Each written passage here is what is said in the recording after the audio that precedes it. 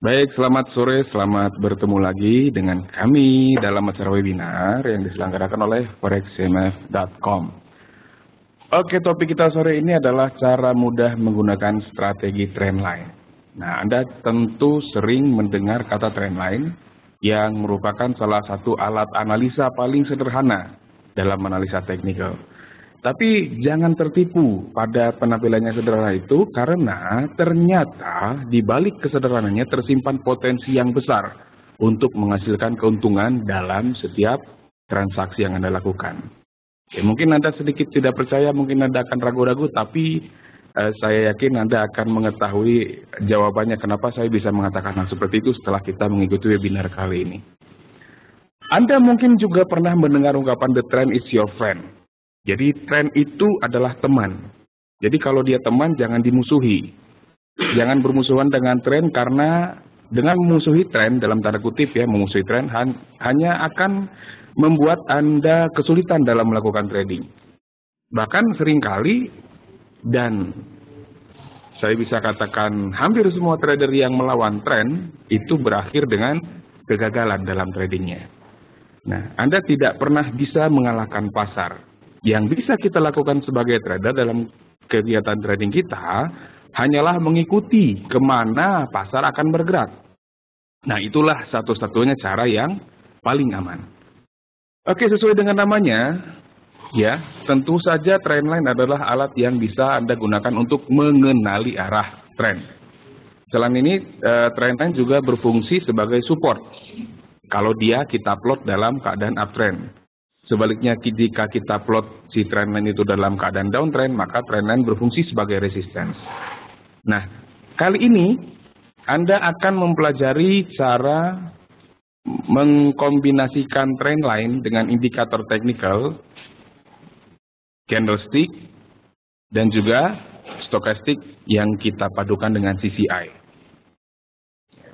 Jadi kita akan mempelajari cara mengkombinasikan trendline dengan indikator teknikal yang juga sederhana. Candlestick ini sederhana, stokastik sederhana, CCI pun sederhana.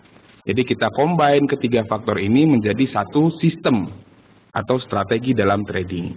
Nah, yang pertama kali harus Anda mengerti dan harus Anda lakukan dalam melakukan analisa dengan cara ini tentu adalah Anda harus mengenali tren itu sendiri.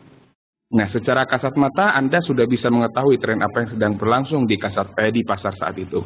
Anda harus bisa tahu itu dulu. Nah, kalau Anda ingin mengetahui mengenai tren ini lebih lanjut, Anda bisa kunjungi halaman edukasi kami.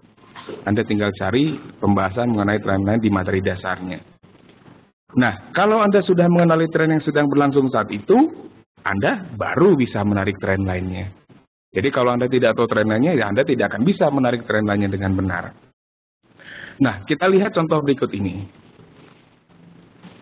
Jadi kita harus tentukan tren dulu, gambar tren lainnya. Ini sistemnya secara sederhana akan saya gambarkan di sini, yaitu kita gambar tren lainnya, terus kemudian kita tunggu pullback atau koreksi ke area tren lain tersebut. Baru nanti kita cari konfirmasi sinyal buy atau sinyal sell-nya. Nah, kita lihat di contoh berikut ini.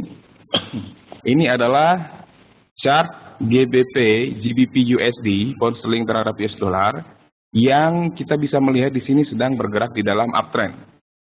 Nah, Anda bisa melihat ada trend line yang digambar di sini. Ini trend line-nya. Oke, biasanya kemudian muncul pertanyaan. Kemudian kalau saya sudah gambar trend line-nya, saya harus ngapain? Apa yang selanjutnya harus saya lakukan?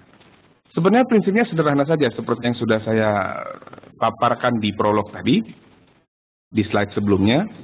Prinsipnya sederhana bahwa Anda tinggal menunggu koreksi terjadi hingga ke area trendline tersebut, baru kemudian mencari konfirmasi sinyal sebelum trendline tersebut tembus. Jadi sinyalnya harus terkonfirmasi sebelum trendline-nya tembus.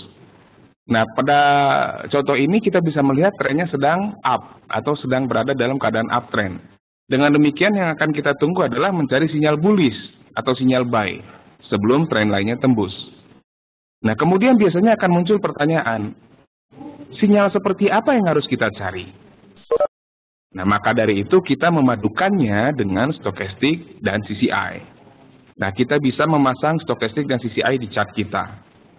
kami di forexcmf.com itu dalam melakukan analisa harian, itu selalu menggunakan stokastik dan CCI sebagai filter untuk mencari sinyal buy atau sinyal sell.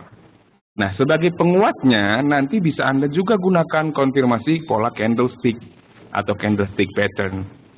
Jadi tetap saja sinyal-sinyal tersebut harus muncul sebelum tren lainnya tembus. Jika tren lainnya sudah tembus, maka sinyal yang muncul itu tidak akan valid lagi. Oke. Nah, sekarang kita lihat. Setelah kita memasangnya seperti ini jadinya. Nah, kita sudah melihat ada stokastik dan CCI yang sudah diplot dalam chart ini. Nah, setelah kita memasang setup ini di chart kita, maka kita tinggal mengikuti aturan-aturan yang akan saya sampaikan nanti. Nah, pertama kali kita akan mempelajari aturan untuk skenario buy atau skenario bullish. Kita akan melihat apa yang harus kita lakukan ketika kita melihat harga bergerak dalam uptrend dan kita sudah melihat ada trend line di situ. Nah, yang pertama kali tentu ya seperti tadi yang saya katakan, trennya dulu dipasang, trend line-nya, kita plot trend line-nya. Nah, yang kedua kita tinggal menunggu koreksi terjadi ke area trend line. Kita bisa melihat harga sekarang sedang berada di area ini. Kita tunggu nanti koreksinya jatuh ke area trend line. Jatuh ke area trend line. Tentunya nanti stokastik dan CCI juga akan bergerak ke arah yang sama. Nah, jika nanti harga telah terkoreksi ke area trend line, dan kita sudah bisa melihat koreksinya, baru nanti kita coba mencari sinyal bullish atau sinyal buy dari stokastik dan CCI. Kita bicara yang sederhana dulu, dari stokastik dan CCI dulu. Tapi kalau Anda punya pengetahuan tentang candlestick pattern misalkan, Anda juga bisa mencari konfirmasi candlestick pattern di area trend line tersebut. Saya tadi mengatakan bahwa sinyal yang muncul itu harus sebelum trend line tembus. Jadi kalau trend line-nya sudah tembus, ada sinyal pun sebaiknya itu tidak kita jadikan sebagai patokan, karena biasanya sinyalnya akan lemah. Oke, tadi kita sudah lihat ada sinyal bullish dari stokastik dan CCI. Akan lebih kuat kedua sinyal ini jika diperkuat oleh kemunculan candlestick pattern di sini. Dalam hal ini kita tidak bisa melihat ada candlestick pattern yang signifikan di sini ya, tapi itu tidak jadi masalah karena candlestick pattern ini hanya sebagai penguat saja, penguat sinyalnya. Oke, kita sudah bisa melihat bahwa sinyal bullish telah terbentuk dari stokastik dan CCI. Nah, dari stokastik dan CCI, maka yang perlu Anda ingat bahwa sinyal ini pasti terbentuk terlambat, dalam tanda kutip. Artinya harga pasti akan naik dulu sedikit, baru sinyalnya terkonfirmasi. Ketika harga berada pas persis di trend line, biasanya sinyalnya belum terbentuk. Kita ingat bahwa sinyal bullish dari stokastik adalah perpotongan dua buah garis ini, yaitu persen K dan persen D ini. Dua garis ini berpotongan dari bawah ke atas di area oversold. Di area di bawah 20 ini kan area oversold. Nah, kalau dia terjadi perpotongan dari bawah ke atas, itulah sinyal bullish-nya. Nah, hanya saja ketika sinyal bullish ini terkonfirmasi, harga pasti sudah naik dulu sedikit. Itu tidak jadi masalah. Nah, ketika kita lihat, demikian juga dengan CCI. Ketika dia naik dari area di bawah minus 100, ini area oversold-nya, dia naik ke atas minus 100, harga juga pasti sudah ikut naik duluan. Walaupun terkadang tidak terlalu banyak, tidak terlalu jauh bedanya. Tidak apa-apa, itu pasti akan seperti itu. Nah, kalau kita sudah melihat seperti ini, maka kita bisa buy di candlestick, closing candlestick yang ini. Di harga closingnya dia. Jadi ketika sinyal terkonfirmasi, dia pasti harus nunggu candlestick yang ini closing dulu, selesai dulu, tutup dulu. Baru kita bisa melihat kemunculan sinyal di sini. Kita bisa buy di area ini. Nah, kemudian kita menempatkan target profit, take profit, atau TP, itu di area resistance yang terdekat. Kalau kita bisa melihat resisten kita kan ada di sini.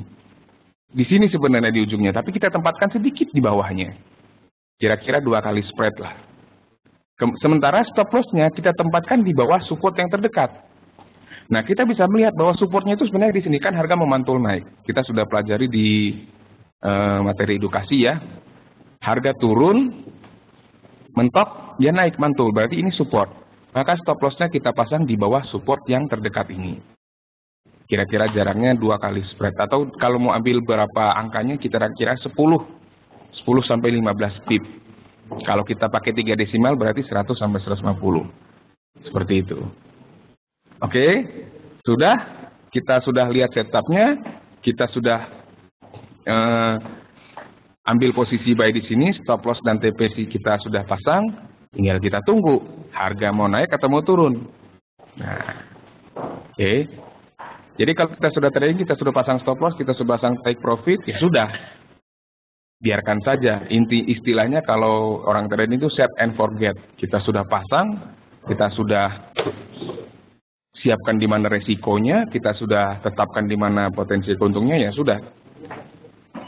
Porsi berpikirnya sudah selesai, waktu untuk berpikir sudah selesai, tinggal kita serahkan kepada pasar. Nah, seperti itu. Nah, kita bisa lihat, ini chart yang diambil sekitar bulan Februari sampai Maret 2014, sampai April kalau nggak salah, saya lupa.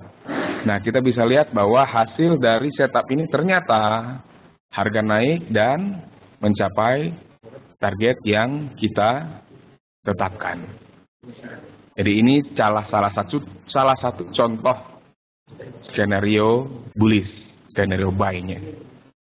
Sampai di sini kira-kira ada yang ingin ditanyakan? Silakan, kalau Anda ingin bertanya silakan langsung ketik di chat box-nya.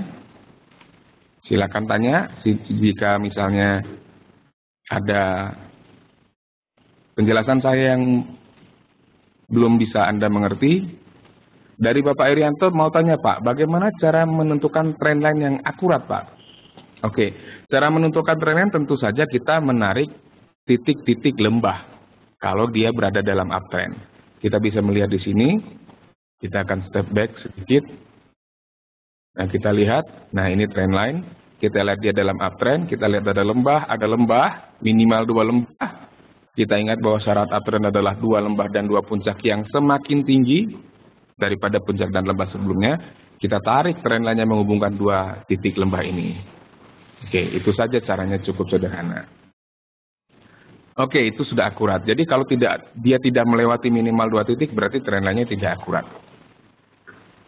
Oke, selanjutnya kita lanjutkan ya. Nah, itu tadi ketika skenario-nya adalah bullish atau uptrend. Nah, sekarang kita lihat. Kita melihat ini, saya ambil contoh saja. Kita melihat ini sudah ada downtrend ya. Syaratnya sudah terpenuhi, 2 puncak makin turun, 2 lembah makin turun, berarti ini downtrend. Kita tarik trendline-nya menghubungkan puncaknya, menghubungkan 2 puncak ini. Ya, sudah seperti itu, maka kita tinggal menunggu. Menunggu apa? Menunggu pullback atau koreksi bullish terjadi mendekati area trendline.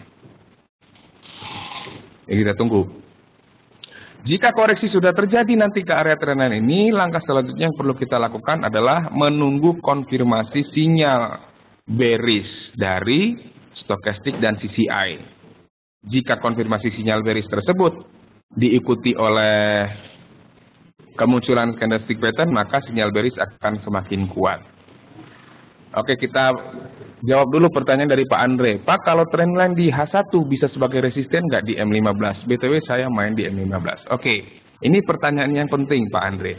Pertanyaan yang cukup menarik. Jadi begini, dalam melaksanakan transaksi trading, melakukan analisa untuk trading, ada baiknya kita berpatokan pada 1 time frame saja dulu.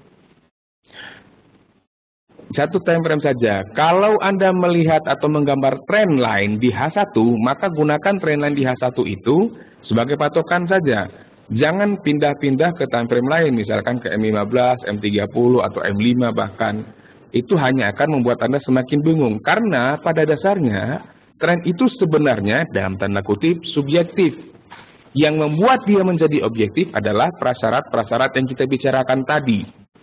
Yaitu kalau kita bicara downtrend berarti harus ada 2 puncak dan 2 lembah yang mana masing-masing puncak dan lembah semakin lebih rendah daripada puncak dan lembah sebelumnya. Nah, kalau kita bicara uptrend maka prasyaratnya adalah puncak dan lembahnya makin naik. Itu saja dulu. Nah, kalau kita melihat itu di H1 belum tentu kita bisa melihatnya di M15 juga. Bentuknya akan berbeda. bentuknya akan berbeda. Sama halnya jika Anda melihat pemandangan dari kaki gunung dengan melihat pemandangan dari puncak gunung. Sebenarnya Anda lihat sama, tapi karena sudut pandangnya berbeda, seolah-olah Anda melihat hal yang berbeda.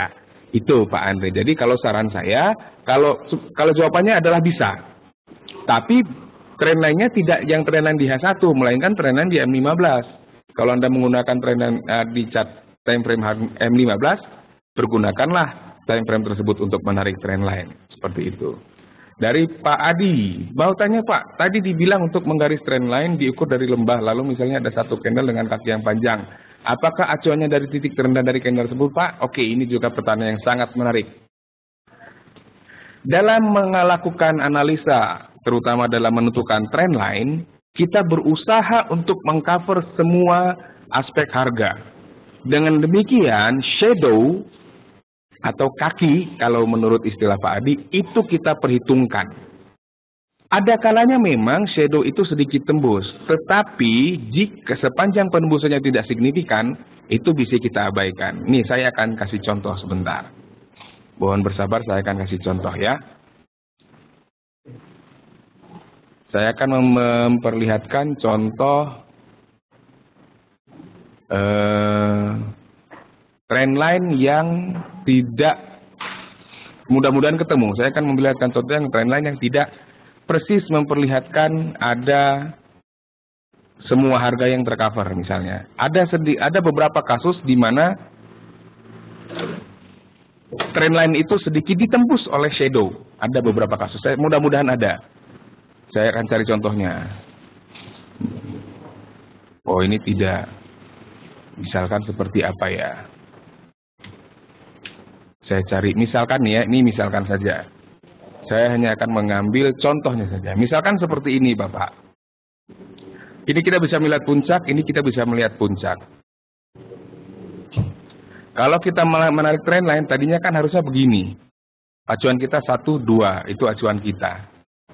Acuan trendline kita adalah puncak pertama ini, puncak kedua ini. Kita bisa menarik sampai ke sini. Nah, kalau sudah seperti ini tidak bisa dipakai. Tapi misalnya nih, misalnya trendline-nya cuma melewati seperti ini saja, itu masih bisa dipakai dengan catatan ini bukan titik acuannya. Jadi titik acuannya misalkan ini dan ini, kita tarik seperti ini, titik acuannya yang pertama ini, yang kedua ini, kita tarik trendline. Di sini dia ada breakout ya. Ini masih kita bisa pakai trendline-nya sebenarnya. Ya, karena ini bisa dikatakan, ini dalam bahasa teknikal adalah false breakout. False break atau fake breakout, itu ada seperti itu. Nah, jadi, tapi kalau kita menggunakan acuannya 1, ini acuannya yang ini, tungguan acuan kedua yang ini tidak bisa dipakai. Kalau acuan kita adalah yang 1 ini, yang kedua ini, maka trendline-nya harus seperti ini bentuknya. Seperti itu Pak Adi. Ya, jadi pada intinya kesimpulannya kita berusaha untuk mengcover semua pergerakan harga, tetapi apabila ada 1-2 titik yang tidak tercover misalnya, seperti ini misalnya, ini masih bisa dipakai trendline-nya. Demikian. Oke, kita kembali lagi ke pembahasan kita tadi.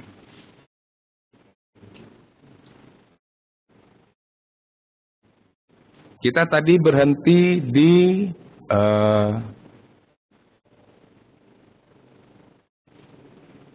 skenario sell, ya, di strategi bearish.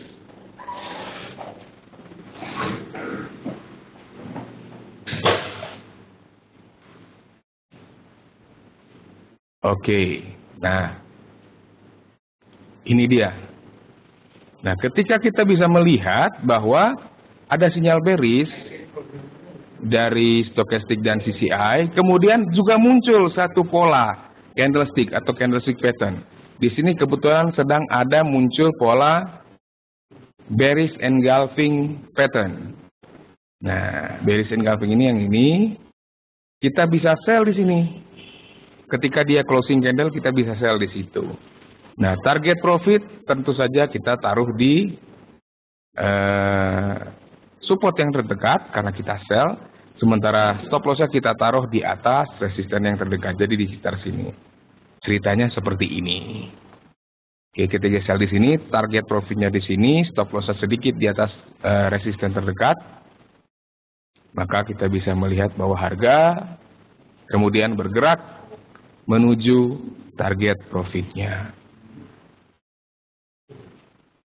Ya. Oke, selesai pembahasan kita mengenai cara mudah menggunakan trendline dalam melakukan analisa. Oke, masih ada pertanyaan? Silakan kalau masih ada pertanyaan. Saya akan lihat satu-satu. Oke, dari Bapak Andri lagi nih. Saya membuat garis tren di H1 sebagai tren besarnya, jadi saya ikutin tren di M15 biar nggak salah. Nah, yang Bapak Andri lakukan adalah, ini mirip-mirip dengan multi time frame analysis. Sebenarnya tidak tepat sih Pak sebenarnya. Karena jika Bapak melakukan hal ini, saya bisa jamin Bapak hanya akan melihat hal yang berbeda-beda dari tiap tren. Bapak ngelihat tren di H1 trennya up, di M15 bisa jadi dia down trend. Jadi saya mau ikut yang mana? Kan seperti itu. Jadi salah sebenarnya persepsi Pak Andre itu kurang tepat. Jadi kalau dari penjelasan saya justru mestinya kita mengikuti tren yang besar. Tren yang besar sebenarnya. Dan major trend itu tidak kita lihat dari time frame sebenarnya. Major trend itu kita lihat dari view-nya. Jadi kalau namanya trend itu ada 3 kan ya, kita tahu major, minor, long term, medium term, mid term, dan near term trend atau short term trend. Kita mau ikut yang mana itu sih sebenarnya. Jadi tren besar itu ya major trendnya atau long term trendnya, itu yang namanya tren besar. Jadi besar kecilnya tren itu tidak tergantung oleh time frame sebenarnya, tapi tergantung dari view kita. Kalau kita lihat di M15 pun bisa saja kita melihat ada major, ada minornya gitu. Jadi intinya Pak Andre, kalau Anda melakukan analisa sebaiknya tidak berpindah-pindah time frame, sebaiknya seperti itu. Dari Bapak Erianto, untuk melihat tren secara umum, secara garis besar apakah MA dapat kita pakai? Dapat kita pakai Pak. Cuman pembahasan kali ini kita tidak membahas moving average, kita membahas penggunaan trend line sebagai salah satu tool analisis yang paling sederhana. Gitu. Tapi justru paling berguna, paling penting, sebab inti dari trading itu adalah tren sebenarnya. Inti dari analisa itu tren. Kita tahu trennya dulu, baru kita mau ikuti kemana saja dia enak. Tapi kalau trennya kita sudah salah menentukan trennya, kita melihat tren up sebagai tren down, ketika down trend justru kita melihatnya up trend, itu kan jadi berbahaya. Harusnya baik, kita jadinya sell, itu berbahaya sekali. Dari Bapak Andre, Bapak menjelaskan banyak pola candle, saya tidak hafal. Ada tips enggak Pak menghafalnya? Sebenarnya saya cuma memperlihatkan satu pola Pak. Saya hanya memperlihatkan bearish engulfing pattern. Tips menghafalnya sebenarnya ada. Tapi memang itu bukan topik kita kali ini, tapi tidak apa-apa. Ini saya kasih Saya kasih bocoran nih Pak. Sebenarnya candlestick pattern itu punya pasangan-pasangan Pak. Dia punya pasangan hidup tuh sebenarnya. Nih, kita akan masuk ke, saya akan perlihatkan materi edukasi kami. Ya. Saya akan memperlihatkan materi edukasi kami di halaman edukasinya di EduSpot ya. Jadi nama konsep edukasi kita itu EduSpot ya, tempat belajar lah. Candlestick pattern ada di kelas lanjutan. Kita tunggu nih. Di kelas lanjutan candlestick pattern. Jadi candlestick pattern itu ada pasangannya Pak. Jadi kalau misalkan kita tadi ada lihat bearish engulfing ya, bearish engulfing pattern, lawannya atau pasangannya itu bullish engulfing pattern. Nih kita lihat. Nah kita lihat di sini, white Marubozu itu bullish, lawannya adalah black Marubozu itu bearish. Jadi kita selalu pasang-pasangin. Long bullish candle, pasangannya long bearish candle. Spinning top, ya spinning top lamanya ya. Nah, seperti yang tadi, ini hammer. Hammer dan hanging man, itu ada pasangannya Pak. Hammer itu pasangannya hanging man. Hammer itu palu, hanging man itu orang yang menggantung ya, tergantung atau sedang menggantung. Caranya gampang. Kalau hammer, dia ada di bawah seperti ini. Ketika harga turun muncul bentuk seperti ini, itu namanya hammer. Nah, kalau dia munculnya di atas, namanya hanging man. Warnanya sebenarnya tidak menjadi masalah. Bisa saja hammer muncul di bawah. Bisa saja hanging man muncul di bawah. Bisa saja hammer berwarna hitam atau justru hanging man-nya yang berwarna putih. Itu bisa seperti itu.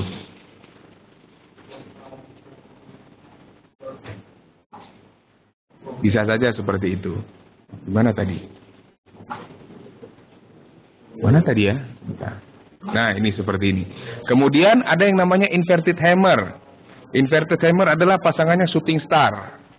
Inverted hammer itu kejadiannya di bawah, shooting star di atas. Itu selalu ada Pak pasangannya. Kalau Pak Andre ingin lebih jauh mempelajarinya lebih dalam, karena memang materi kita sekarang bukan ini, Bapak bisa berkunjung ke halaman edukasi kami.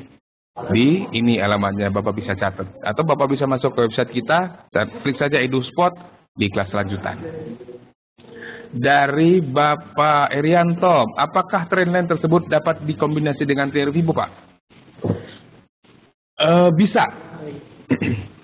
Bisa saja. Tapi gini, Pak Arianto ya.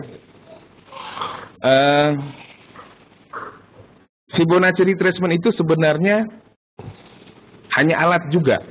Tetap saja yang kita jadikan acuan utama adalah trennya. Jadi tetap saja tren itu yang pertama, Fibonacci, stochastic, moving average, CCI, candlestick pattern, price pattern, apalagi MACD, RSI, Ichimoku, Heiken Ashi, semuanya itu pembantu saja sebenarnya. Semuanya itu adalah penguat. Ya, ada penguat saja, hanya filter saja. Begitu. Tapi harap hati-hati kalau Anda menarik trendline, ada kalanya Anda tidak bisa menarik trendline dengan baik. Karena mungkin pergerakannya tidak menentu. Mungkin dia downtrend kalau kita melihat ada puncak makin puncak makin rendah, lembah makin rendah juga. Tetapi untuk menarik trend lainnya itu kira-kira dia belok-belok misalkan. Nanti ada teori yang khusus membahas itu. Namanya teori Venn, tapi kita tidak akan pelajari sekarang. Teori Venn itu sebenarnya penggabungan dari beberapa trend line. Ada juga nanti yang namanya accelerating trend line, itu tidak akan kita pelajari sekarang, nanti akan kita pelajari di kesempatan yang lain. Intinya bisa Pak, tapi harus hati-hati karena jangan sampai bingung aja. Pokoknya intinya jangan sampai kita kebingungan dengan apa yang kita plot di chart. Dari Pak Antoni, apa gunanya moving average yang ada pada chart? Apakah bisa dihubungkan dengan strategi trend line? Saya tidak ingat di chart yang saya tampilkan ada moving average Pak, tapi mungkin Anda melihatnya di itu ya. Anda mungkin melihatnya di analisa harian kita mungkin ya. Oke. Moving average sebenarnya juga berfungsi mirip dengan trend line, yaitu dia bisa memberikan informasi kepada kita secara garis besar harga sedang bergerak di mana. Harga sedang bergerak ke mana, dalam tren apa, downtrend atau uptrend atau justru sideways. Mirip. Tapi sebenarnya jika kita menggunakan moving average, sebenarnya trend line sudah tidak perlu dipergunakan lagi. Tetapi untuk memperkuat boleh-boleh saja bisa dihubungkan dengan trend line. Yang penting satu itu tadi Pak, seperti yang saya katakan ke Pak Erianto, jangan sampai kebingungan. Jangan sampai kita memasukkan terlalu banyak indikator, kita terlalu memasukkan terlalu banyak alat analisa, akhirnya kita jadi bingung. Gitu. Jadi untuk pertanyaan Pak Antoni, jawabannya adalah bisa. Boleh-boleh saja. Dari Feti, Pak, mungkin nggak menggunakan tren ini pada saat market sedang sideways? Kalau bisa untuk menentukan strateginya di mana, Pak? Ini juga pertanyaan yang cukup menarik. Sideways itu beberapa orang mengatakannya trendless atau tidak ada trend. Dengan kata lain, harganya bergerak datar-datar saja. Maka kita sebenarnya tidak perlu menggunakan trend line. Yang kita pasang nantinya adalah garis horizontal yang kita jadikan batasan support dan resistance. Mungkin kita bisa lihat di analisa hari ini, saya lupa di analisa yang mana, ada pair atau currency pair yang bergerak sideways. Jadi kalau dia sideways, kita tinggal tarik aja garis horizontal di atas, garis horizontal di bawah. Garis horizontal menghubungkan puncak-puncak yang mendatar itu, dan garis horizontal yang menghubungkan lembah-lembahnya. Kita tinggal lakukan itu. Jadi trend line jelas tidak bisa dipakai karena tidak ada trennya, trendless gitu kan. Jadi tidak bisa. Nah, strateginya gimana kalau sedang dalam keadaan sideways?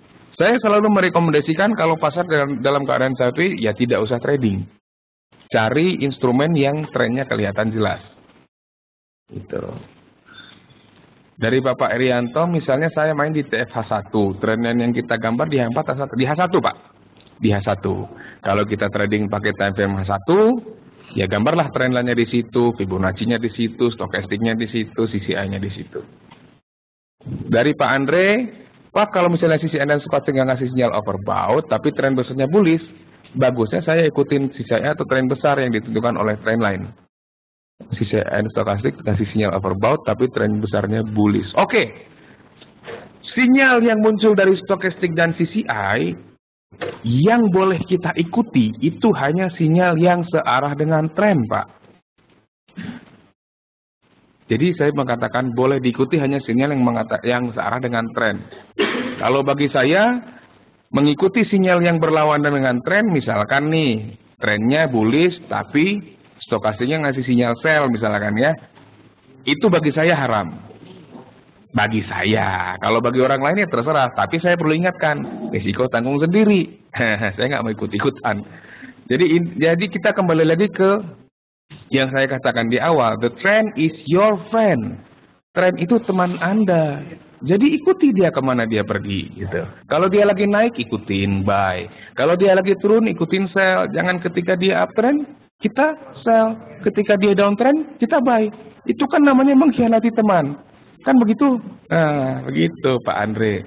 Jadi tidak baik seperti itu.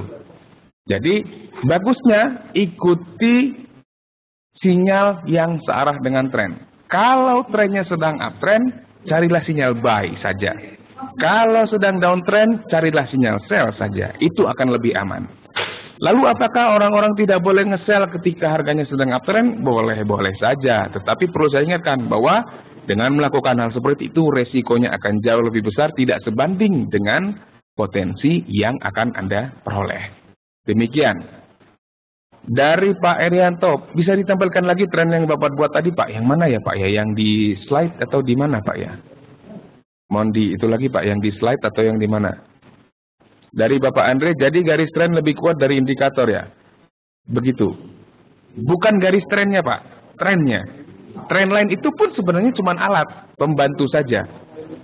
Ketika kita tidak bisa menggambar trend line dengan baik, maka ikuti trennya saja. Saya kasih contoh Pak. Misalnya,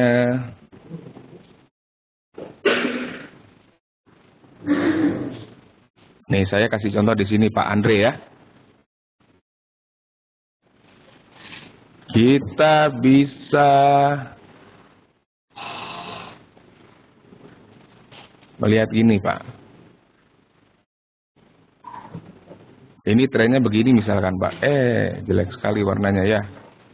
Ya, seperti ini misalkan.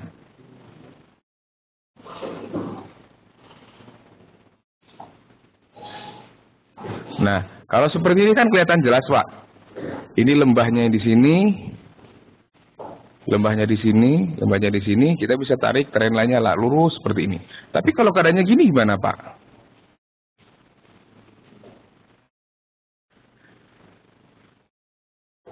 Ini uptrend juga loh Pak, yang di bawah ini uptrend juga.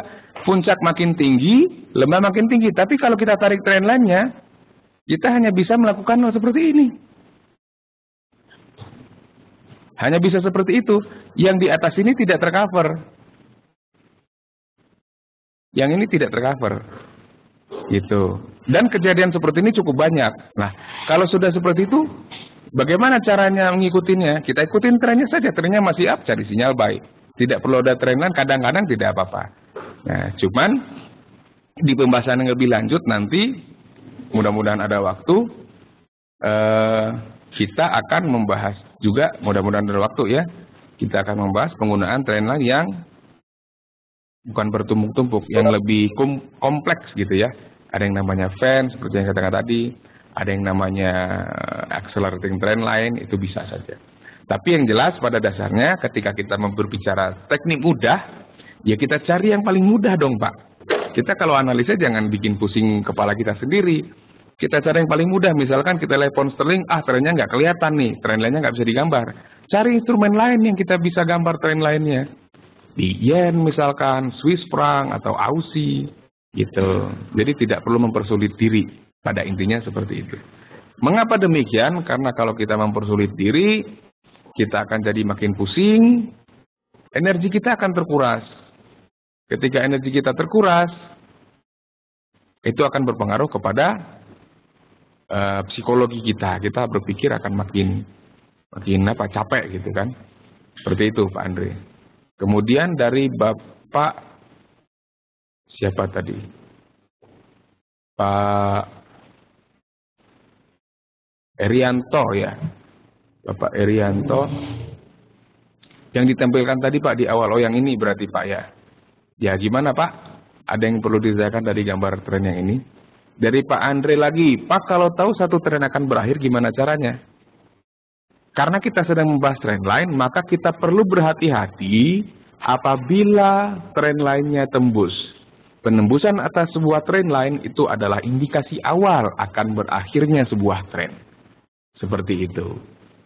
Ingat saya mengatakan indikasi awal, artinya apa? Apabila kita melihat tren lain tembus, maka jangan mencoba untuk memaksa diri masuk mengambil posisi buy. Sebaliknya jika downtrend yang tembus, misalkan, ya jangan paksa diri untuk mengambil posisi sell. Seperti itu Pak. Dari tadi di awal sudah saya katakan, sinyal bullish atau sinyal bearish, sinyal buy atau sinyal sell yang valid, itu adalah sinyal yang muncul. Satu searah dengan tren, kedua sebelum tren lainnya tembus.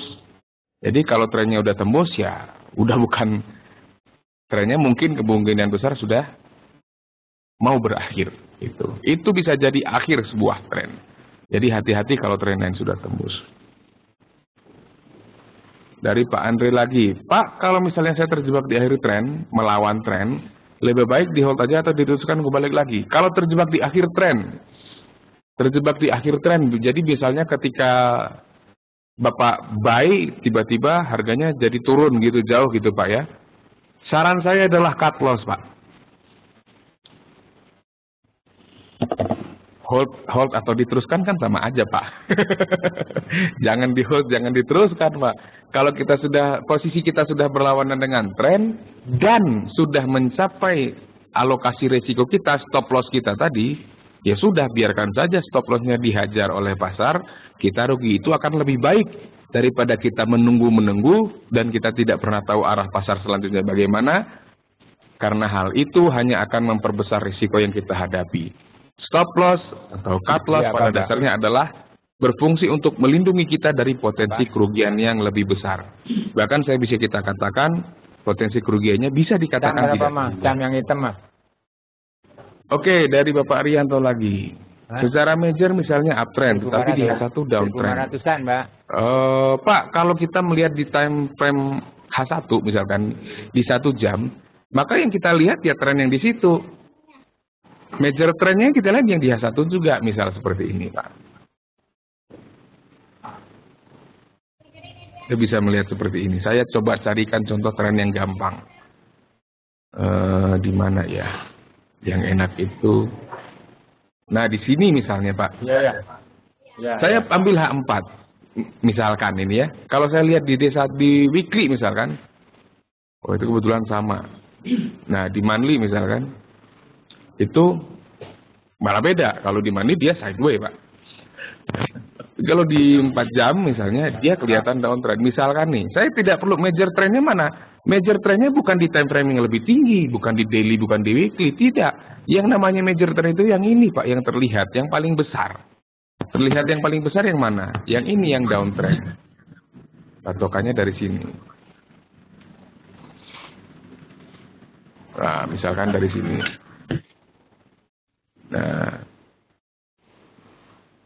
Nah ini jelek ya. Nah ini major trendnya yang ini, down majornya. Major trend. Minornya yang mana? Minor kan ada dua, ada yang mid term, yang jangka menengah, dan yang short term atau near term yang jangka pendek. Majornya downtrend. Kita lihat yang di H1 saja, atau di 4 saja. Kalau kita lihat di H1, ya kita lihat tren yang di H1 saja. Sudah, tidak perlu naik kemana-mana. Nah, kita lihat kalau dari sini misalnya. Kita lihat dari sini sampai ke sini dia itu downtrend. Major trendnya yang mana? Major trendnya yang ini, Pak.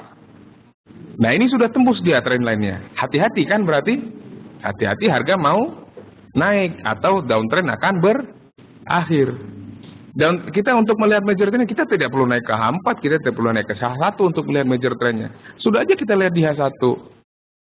Ini downtrendnya. Major trendnya ini yang minor-minor yang mana nih? Saya bisa lihat, kasih lihat. Ini minor.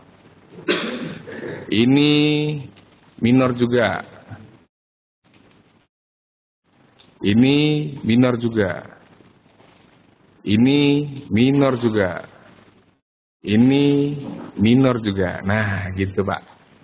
Gitu. Jadi major minornya itu kita tidak tergantung time frame, tapi tergantung view kita gimana. Seperti itu. Seperti ini kan. Nah, kalau kita mau trading yang kita ambil yang mana? Yang major. Majornya apa? Down. Sampai saat ini, sampai saat tadi ketika dia belum tembus. Ketika dia sudah tembus, hati-hati, belum tentu dia bakal jadi downtrend terus. Gitu. Nah, kalau dia balik lagi ke bawah downtrend gimana? Itu lain cerita. Seperti itu. Oke. Dari Feti, Pak, saya belum begitu paham bagaimana sih yang dikatakan tembus. Nah, kebetulan ini sudah saya kasih lihat, Pak. Yang dikatakan tembus itu adalah yang seperti ini. Ini dia, Pak, yang tembus. Pak, ini katanya tembus. Body candlestick-nya itu tembus semua, Pak. Sebody-bodinya tembus. Kadang-kadang dia begini, betulnya kadang-kadang begini pun, yang seperti ini pun kita katakan tembus. Tapi kalau yang tembusnya cuman istilahnya tembus jarum misalkan ya, ini trendnya saya geser aja untuk memperlihatkan break-nya, Pak ya. Ini jangan dijadikan ini trend lainnya, jangan patokan. Yang benar ini cuman buat ngasih contoh break aja. Nah, kayak yang seperti ini tidak tembus, Pak. Ini namanya false break. Nah, yang tembus hanya shadow-nya saja. Nah, kalau seperti ini yang disebut dengan tembus. Itu. Jadi sebody-bodinya dia nembus. Di halaman edukasi kita juga ada di pembahasan trend line. Di pembahasan trend line ada. Di pembahasan support dan resisten atau di pembahasan trend line. Anda bisa cari di sana nanti. Dari Bapak Andre, berarti titik cut loss di garis trendnya, Pak. Bisa seperti itu. Bisa juga kita main aman, Pak. Main amannya di mana? Main amannya di puncak atau di lembah yang terdekat. Seperti yang kita lihat di contoh tadi. Di contoh yang di PowerPoint kita ya. Nah, di sini, Pak. Seperti contoh yang ini, Pak. Ketika kita masuk skenario buy misalkan yang ini. Ketika kita buy di sini, stop loss-nya di bawah sini. Bisa saja kan nanti ketika kita buy di sini, trend line tembus tapi stop-nya belum kena, Pak. Jadi di bawah, kalau kita buy, stop loss-nya di bawah support yang terdekat, yaitu di bawah lembahnya ini, Pak. Kalau kita sell, stop loss-nya di atas resisten yang terdekat, yaitu di atas puncak ini, Pak. Gitu, Pak, ceritanya. Dari Feti, terus dianalisa di harian Bapak, saya sering baca istilah pullback. Apa maksudnya? Pullback itu sebenarnya sama dengan koreksi. Jadi misalkan seperti ini. Ketika kita bisa melihat di sini misalkan ya. Ini kan uptrend nih, Pak. Bapak atau Ibu ya, saya lupa. Feti kayaknya perempuan nih.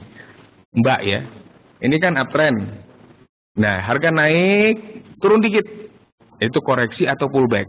Naik, turun lagi ke area sini. Bisa dibilang pullback juga. Istilah gampangnya sih koreksi. Cuman kenapa kami menggunakan kata pullback? Kami khawatir kalau kami menggunakan kata koreksi, itu pemikiran orang pasti turun harganya. Padahal belum tentu. Maka kami mengambil kesepakatan kita menggunakan kata pullback ketika dia dalam keadaan downtrend. Misalkan seperti ini. Dia turun, naik dikit ke sini, ini namanya pullback. Turun, ini namanya pullback. Yang naik ini pullback. Gitu, Pak. Jadi pullback dengan koreksi itu sebenarnya konsepnya sama. Konsepnya sama. Tetapi istilahnya saja yang berbeda. Jadi kalau pullback itu ketika harga turun dia naik lagi pullback, turun naik lagi pullback gitu ceritanya. Ya, jadi seperti koreksi lah. Dari Bapak Andre, Pak, kalau membedakan pullback atau koreksi yang menjadi perubahan tren sama koreksi yang hanya koreksi gimana caranya?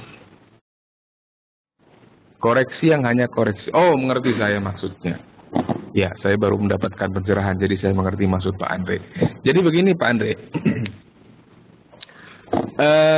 Perubahan tren saya katakan tadi, perubahan tren itu ketika koreksinya melebihi 100%. Misal seperti ini. Saya lihatkan lagi coret-coretan yang tadi, Pak.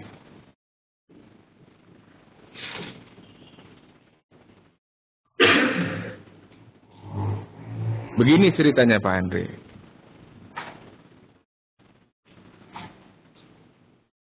Ketika harga naik, dia terkoreksi, naik, terkoreksi, naik, terkoreksi. Bapak bisa melihat bahwa koreksi-koreksi yang terjadi ini, dan ini, dan ini, itu tidak pernah melebihi lembah yang sebelumnya. Betul? Oke.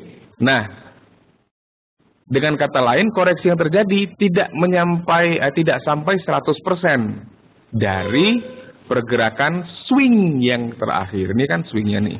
Yang terakhir dari sini ke sini. Kalau koreksinya nggak sampai 100%, itu baru koreksi saja.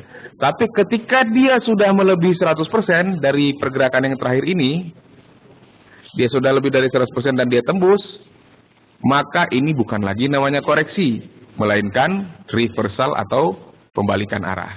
Jadi kata kuncinya adalah dia balik arahnya 100% enggak. Jadi kalau dia naiknya 100, dia turunnya 100 lagi enggak. Kalau di sini dia naiknya 100, misalkan, di sini dia juga turunnya 100 pip, misalkan, atau 1000 pip, turunnya juga 1000 pip, maka ini bukan lagi koreksi, melainkan reversal. Tetapi kalau dia naiknya 100 atau 1000 pips, dia naiknya 1000 pip, tapi turunnya itu katakanlah hanya 500 pip misalkan. Ini kita katakan koreksi. Jadi perbedaan koreksi dengan reversal yang Bapak maksudkan, itulah dia ceritanya Pak Andre.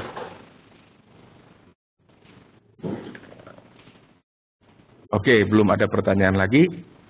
Nah, silakan jika masih ada pertanyaan.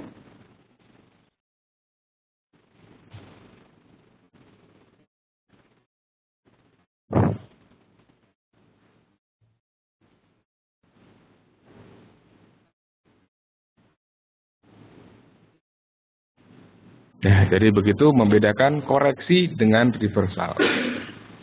Jadi balik arah gimana ya? Itu hampir kayak membedakan nikung dengan balik badan gitu Pak. Jadi kalau dia nikung itu paling sudutnya hanya 45, 30, 45, 50 derajat. Tapi kalau balik badan itu perubahannya itu 180 derajat gitu. Kalau itu bicara arah ya. Tapi kalau bicara pergerakan tadi, kalau selama dia melawan arahnya dalam tanda kutip tidak sampai 100%-nya, itu baru dikatakan koreksi. Tapi kalau sudah lebih dari 100%, dia naik 1000, turunnya juga 1000, di gambar yang sama, itu namanya reversal, bukan lagi koreksi. Dari Pak Andre, Pak menentukan tren sideways itu dari kemiringan berapa persen Pak? Sebab soalnya saya lihat di gambar tren yang ini kayak ada yang mana ya Pak? Yang ini, yang sekarang ini. Nah, tidak. Kalau mau dilihat derajat boleh-boleh saja. Tapi gambar gampangnya gini aja Pak. Bapak bisa melihat puncak yang makin rendah tidak? Bapak bisa melihat lembah yang makin rendah tidak? Kalau iya, itu downtrend. Sebaliknya, itu berturut-turut ya harus berturut-turut seperti itu. Ada yang seperti itu. Kemudian kalau dia uptrend, apakah Anda bisa melihat lembah yang makin tinggi dan puncak makin tinggi? Kalau iya, itu uptrend. Jadi kalau gambarnya kan begini. Kita main papan tulis lagi. Misalnya begini nih.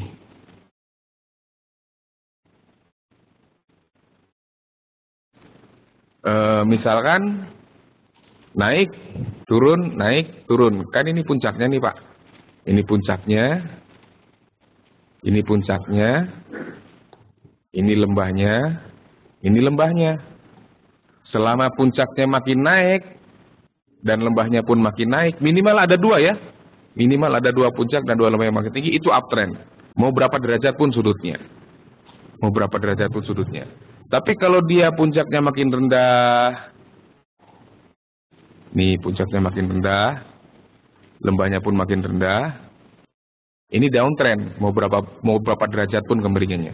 Tapi kalau ada begini misalkan, ini puncak, ini lembah, ini puncak, ini lembah, ini puncak, ini lembah, ini puncak, dan seterusnya.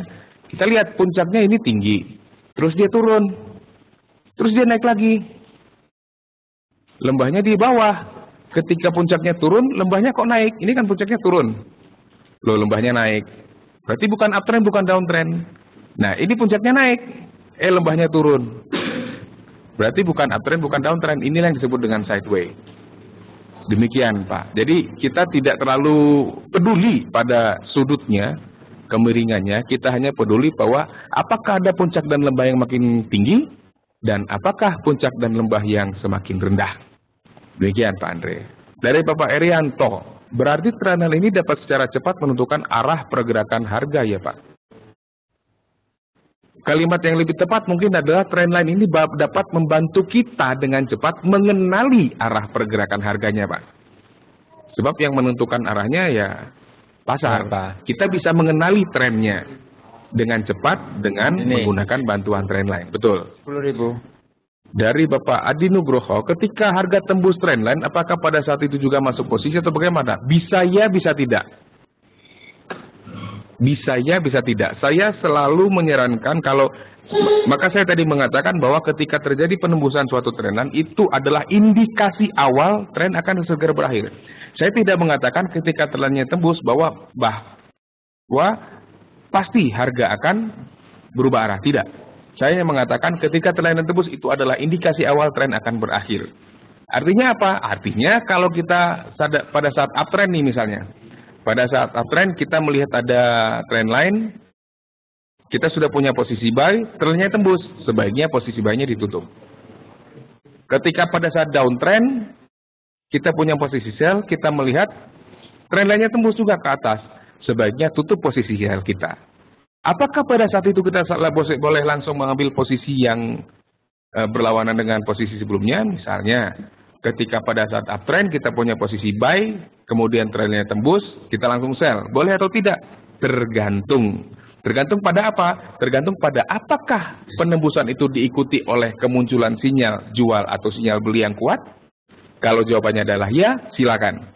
Tetapi kalau jawabannya adalah tidak, atau ragu-ragu bahkan, maka tidak disarankan untuk langsung mengambil posisi yang berlawanan. Demikian Pak Adi. Mana tadi?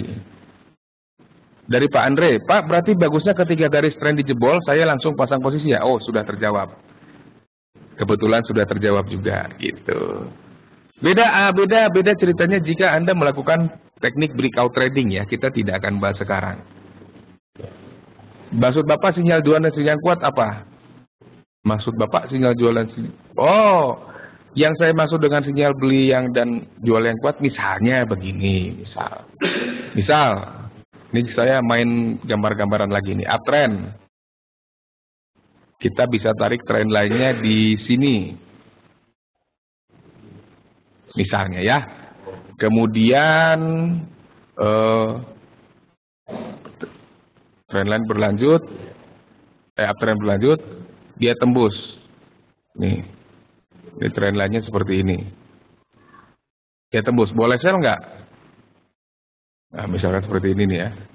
Oke, misalkan ini adalah pola double top. Boleh-boleh saja langsung tembus, tapi bukan trendline-nya dia patokan, melainkan apanya? Neckline-nya di sini, baseline-nya. Base-nya. Boleh-boleh saja. Ini yang saya maksud dengan kemunculan sinyal yang kuat. Atau misalnya di stokastik muncul divergence misalkan. Di CCI muncul divergence, bearish divergence, boleh-boleh saja. Betul, double top. Double top Pak Andre, betul. Itu contoh saja, misal hanya double top tidak, mungkin bisa head and shoulders misalkan. Maksudnya ada pola juga Pak, gelombang.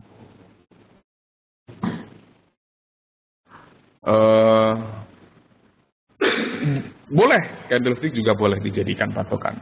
Itu yang penting apa? Yang penting kemunculannya terkonfirmasi dengan baik.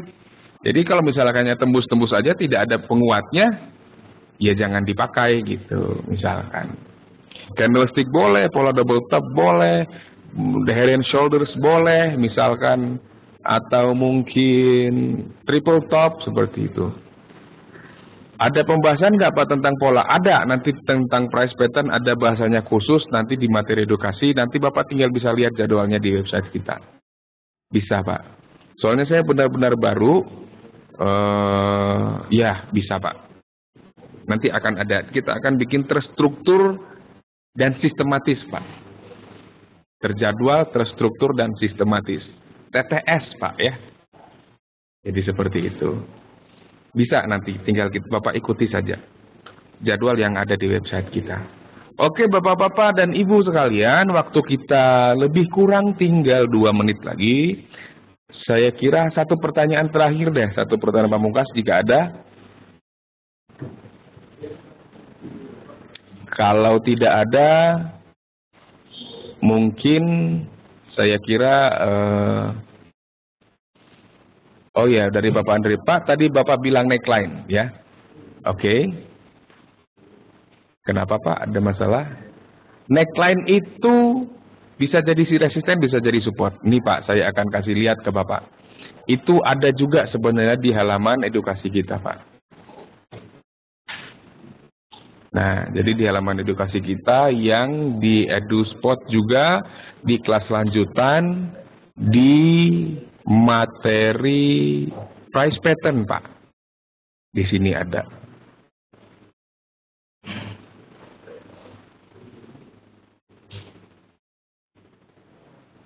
Baik, kita tunggu dulu loading dia. Nah, ini, Pak. Kalau di double top, dia istilahnya base, Pak. Nah, pada saat dia double top, base ini berarti dia tadinya support, Pak.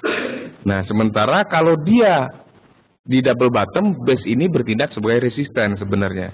Karena kalau ceritanya kan begini, harga turun, harganya berada di sini, konfirmasi tembus ke atas base, itu konfirmasi belinya. Kalau sebaliknya dia di double top, naik, turun, konfirmasi tembus base, itu konfirmasi jualnya. Seperti itu. Nah, kalau neckline itu yang seperti ini. Nah, pada di head and shoulders, neckline-nya sebagai support, di inverse head and shoulders, neckline-nya sebagai resistance. Nanti kita akan pelajari, Pak, tentang hal ini lebih lanjut. Ada waktu khusus mengenai hal itu. Nah, Bapak sabar saja, tinggal Bapak ikuti terus jadwal webinar kami, dan kita akan sampai insya Allah pada materi itu. Oke, waktu kita sudah selesai, sudah habis. Oh, terakhir dari Pak Irianto, agar tidak memungkinkan berarti kita cukup memakai satu pola saja ya Pak, misalkan trainer saja. Ya. Jadi intinya begini, Bapak-bapak sekalian, ini sebagai kalimat penutup saya juga, bahwa dalam kita melakukan analisa, yang paling penting adalah kita mengerti apa yang kita gambar, kita mengerti apa yang kita lihat, kita mengerti apa yang kita baca, dan kita harus bisa mengerti hal-hal tersebut dengan mudah, sehingga tidak terlalu banyak memakan tenaga kita dalam berpikir gitu. Karena stamina sangat penting dalam trading. Jika kita terkuras staminanya oleh kebingungan karena terlalu memikirkan analisa dengan indikator yang rumit, maka itu akan berpengaruh juga pada hasil transaksi kita nantinya. Oh iya, dengan Ibu juga ya. Oke, jadi itu dulu mungkin untuk hari ini. Kita akan ketemu lagi minggu depan dengan saya. Tapi nanti hari Selasa nanti akan ada analisa mingguan juga oleh tim kami. Untuk sesi edukasi kita akan bertemu mudah-mudahan di Kamis depan dengan materi yang lebih menarik lagi. Oke, terima kasih atas perhatiannya. Selamat sore dan sampai jumpa.